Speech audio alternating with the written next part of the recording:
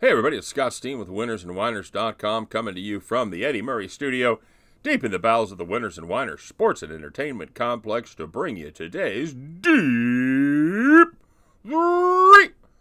As always, don't forget to like, don't forget to subscribe, smash those buttons. You guys are doing a great job. Even though we got the video up late yesterday, we got a ton of views and a ton of likes. And of course, most importantly, you guys did a ton of sharing in the comment section about what you were on yesterday. So, good on you. Keep up the great work. We love knowing what you guys are playing. That way we can share the information with our other viewers, with our other cappers. And it's just one big community here as we all figure out the best angles for all these games. So, again, apologies for the lateness of the video. Had the same problem late last night when I went to record. The main problem is I thought I knew how to fix it. I watched our video cat remotely do it. Thought I had my finger on the trigger of how to do that, or on the pulse of how to do it. And surprisingly, or not surprisingly if you know me when it comes to technology, I did not. So we had to do it again today. I think I really have it this time. So we'll see what happens. Quick recap of yesterday. Went 1-2 on the Deep-3 as we hit the Milwaukee. They covered. We missed out on the Angels, Detroit, as Detroit absolutely teed off on poor Tyler Skaggs.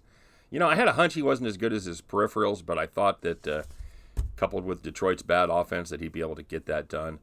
Of course, you know I like Matt Boyd. So anyway, but that did not happen as Detroit scored a shit ton of runs there early and often.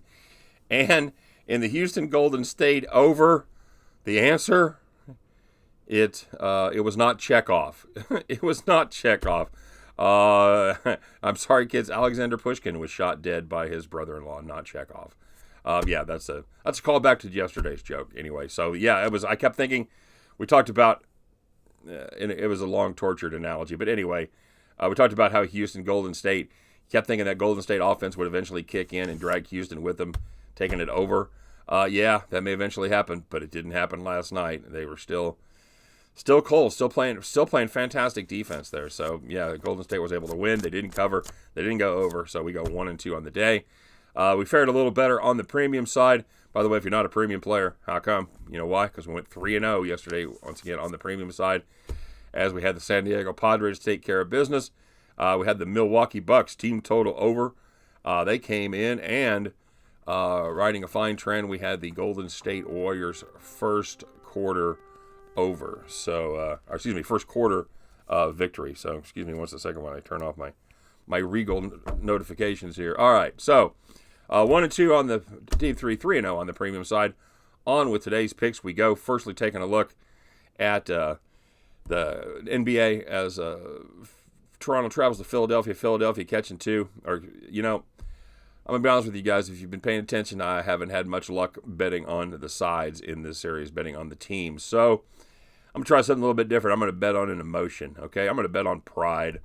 I think the Sixers were absolutely shamed on Tuesday night, and they have to be motivated to erase that feeling in front of the home crowd. They need to get better guard play from Redick and Simmons, who combined on Tuesday for just 10 points, and they need to get Embiid to do his thing. You know what? Here's the deal. I think this is going to be a good thing for the Phillies tonight, but if you have live access and the Phillies start cold, they get down early and the fans turn on them, if you start hearing the boos trickle in even in the first quarter, load up on Toronto, okay? That's been the trend. Philadelphia, it's hard to come back at home when you've got the crowd just waiting on you to fuck up, all right? So that's just my hunch, a little tip for a live play. If you get down early with Philly, you start hearing that crowd start to boo, doing their Philly thing, get on Toronto and load up, okay? Now, moving on to baseball, taking a look in the National League. In the Central, as Pittsburgh takes on St. Louis there in St. Louis. Joe Musgrove goes for the Pirates against Michael Waka Waka for the St. Louis Cardinals. Taking a look at the total there of 8.5. All of a sudden, the Pirates' offense has actually been scoring at a pretty good clip lately. They've averaged 5.2 runs per game in their last 8, and they've been remarkably consistent over that stretch. They've scored 5 or more runs 7 times in those 8 games.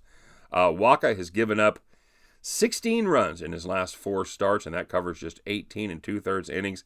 Now, Joe Musgrove, after a great start, he's given up 11 earned in his last 3 starts, and that covers 15 and 1/3 innings. He had 3 great starts, and then he's had 3 not-so-great starts. I think there's going to be enough offense in this game, enough struggling pitchers that take it up and over the total of 8.5. And finally, finishing up with a nightcap there on the West Coast as the Washington Nationals head to town to take on the Los Angeles Dodgers. I'm playing one of my famous team totals on this one. I'm looking at the Dodgers team total over 4.5. And while I'm here, I have not double-checked that one because, like I said, I capped that one last night. So let me take a quick look here. Hey, man, it's live video. How about that? Well, not quite, but you know the drill. So it's live for me.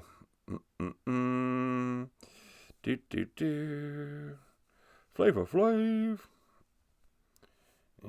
And team runs. That's what I want. Give me the last game on the board. Oh, that's even better. I've got the. That's better than I had hoped, guys. I've got the Dodgers at 3.5. I had this capped out at 4.5. I thought the total was 7.5, and I thought it was going to be 3.5, 4.5. It's 3.5 on both sides. I will take that all day long. I'm not thrilled with fading Pat Corbin here, but I do have a lot of faith in the Dodgers offense. Okay, they've hit 14 home runs in their last 8 games. And in that 8-game stretch, they have averaged 6.8 runs per game. They lead the National League in runs scored at home, putting up an average of 6.17 runs per game there in the friendly confines. And here's the final kicker for me. Pat Corbin hasn't been great in his last 2 starts. He's given up 9 earned on 11 hits and 7 walks covering his last 2 outings.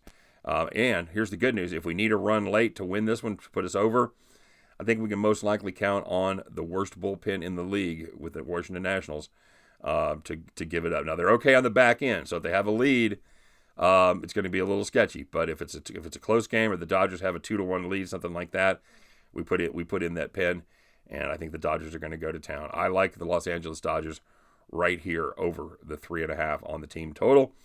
Give me the Pittsburgh St. Louis over 8.5 and at the Philadelphia 76ers +2. And at the end of these contests, you guys can join me as we head back to the window. All right. Speaking of premium picks, let's get the information up there because I know you guys are wanting to know how to do that. And there's what we got going on there. We are that gives us our record for April, and we've done very well. We've had 5 winning weeks in a row. 4 of the last 5, 4 in a row, and we're doing well this week. We are 6-3 this week on the premium picks so far. So if you want to get signed up for premium stuff, there's the info right there. You see the winners and whiners, Scott Premium, all that good stuff. So if you have any questions, get over there and get yourself some answers, and we will help you hopefully get signed up for the premium pick. So moving on with shout-outs, we got a double dose of the shout-outs. We're going to start with my critics. I like to put some of my critics in here. CR said the other night when I said Embiid is the best player in the series, he said, "What the fuck are you smoking?" He said Kawhi Leonard is without question the best player in this series. And you know what? Up until last game, I would have fought him. And then Leonard, although Leonard didn't have a fantastic game, he had a very good game. He had a much better game than Embiid. So, CR, you're right so far, buddy. We'll see what happens at home tonight for the 76ers. We'll see if Embiid can reestablish his dominance. But Marc Gasol did a pretty good job on Joel Embiid the other night. I'm going to tip my cap to Leonard and the rest of the Toronto squad. So, James Miles, he hit the 76ers over, and he had the Nuggets. Hammer and Hank had the Twins money line, had the Yanks and the Cubs money line parlay. Oh, nice done.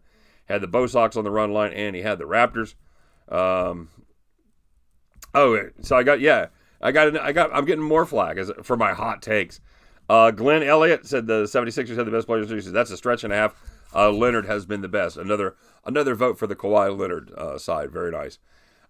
Nick said the Raptors by 9 and 3 more 9s by 36. Yeah, nice.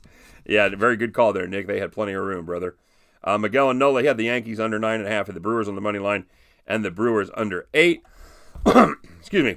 Cody said he couldn't get down on the Major League team totals on Monday. He said, my book conveniently decided not to offer them, those bastards. Horford draining that 3 at the end put me over on a 4-pick teaser. Nice. Thought I was screwed when he let go of the ball. Yeah, absolutely. That's what you don't want to. you don't want to count on Al Horford having to drain a 3 to get you in the winning column. No sweat, brother. I'm glad it worked out for you. And he said, update. Said the gambling gods give us and the Indians take it away. Oh, that was dreadful watching the Indians there just do nothing. Legion of Picks had a little tennis action. There we go. Had David Farrar on the money line, and then he had the Oakland A's on the money line. He tailed the Cubs on the run line. C-Dub out there playing a little footy, doing well. He said it's Liverpool and Barcelona over 2.5. And he said, sorry for you and Cisco. It's bye-bye Barcelona. Hello, Liverpool. And, of course, Inter Turku to win as well. And Ilves and Honka, which I'm guessing I'm pronouncing both of those names horribly, had both teams to score, and that hit as well. On-point wagers had the Yankees under 9. That was a push. And Miguel said, his wife came home and had a great idea yesterday. She's going to purchase 9 turtles and schedule a race with drinks and refreshments, inviting all my D-Gen friends over and take 20% rake. That's a beautiful thing going into the turtle races, and it'll take a while. So there could be a lot of action there in the back and forth. And that'll be fun, because I told Cisco in the comments we went to the mouse races, as they bring in the guy with a bunch of mice and they run race, and people bet on them like crazy. So yeah, there's never underestimate the possibility of D-Gen spending their money on watching things like that. Scott Buxton said, black cat, bad luck. Well, not for you, Scott, because you're one of my premium players, and we went 3-0 yesterday. So we may trot out the cat again to see how Fergus does on his picks. Cody said, guess what I did yesterday, waiting on the NBA lines to close.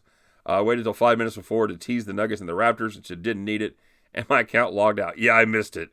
SOB closed before I could lock it in. He liked all 3 picks except the Bucks, and he may tease with Houston.